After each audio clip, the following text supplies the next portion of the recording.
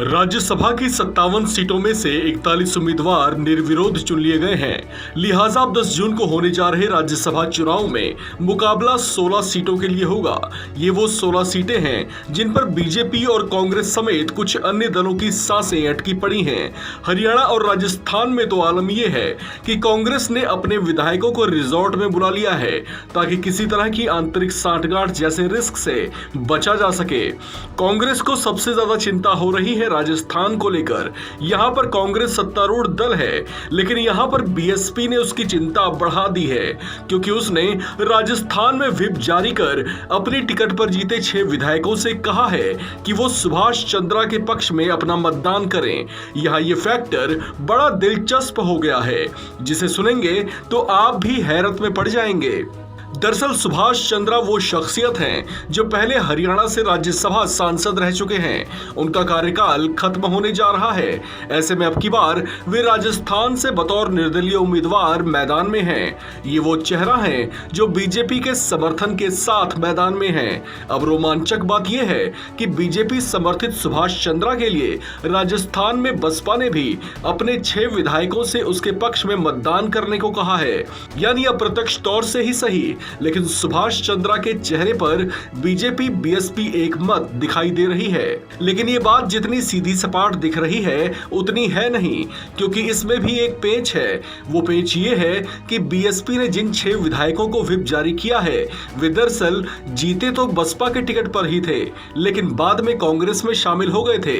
उनके इस दल बदल का मामला कोर्ट में लंबित है। इन 6 चेहरों में से एक नाम राजेंद्र गुढ़ा का भी है जो राजस्थान सरकार में मंत्री हैं। हालांकि उनके सुर अब कांग्रेस के लिए बदले बदले से लग रहे हैं और गुढ़ा समेत वो 6 विधायक जो बीएसपी से कांग्रेस में शामिल हुए थे वे कांग्रेस के दूसरे विधायकों की तरह उस रिजॉर्ट में भी नहीं पहुंचे जहां कांग्रेस ने सभी कांग्रेसी विधायकों को चुनाव से पहले सुरक्षित ठिकाने पर रखा है।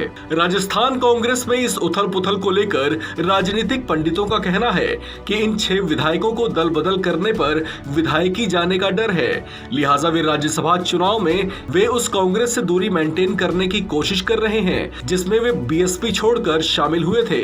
आपको बता दें कि उधर राज्यपाल कलराज मिश्र ने भी राजस्थान विधानसभा स्पीकर को चिट्ठी लिख इन 6 विधायकों को वोटिंग करने से रोकने की बात कही है, क्योंकि इनके बीएसपी से कांग्रेस में शामिल होने का मुद्दा सुप्रीम कोर्ट में लंबित है।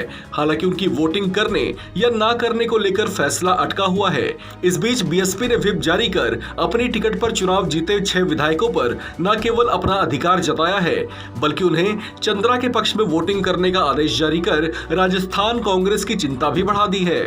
बात हरियाणा की करें तो यहां राज्यसभा की खाली हो रही 2 सीटों के लिए 3 उम्मीदवार मैदान में हैं, जिनमें से एक सीट बीजेपी की पक्की हो चुकी है तो दूसरी सीट पर पेंच कांग्रेस के अजय माकन और बीजेपी समर्थित कार्तिकेय शर्मा के बीच फंसी हुई है।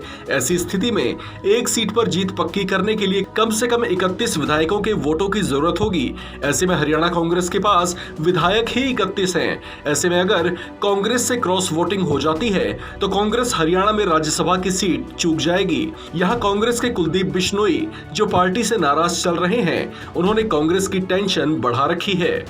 इस खबर में फिलहाल इतना ही। बाकी अपडेट्स के लिए बने रहिए वन इंडिया हिंदी के साथ।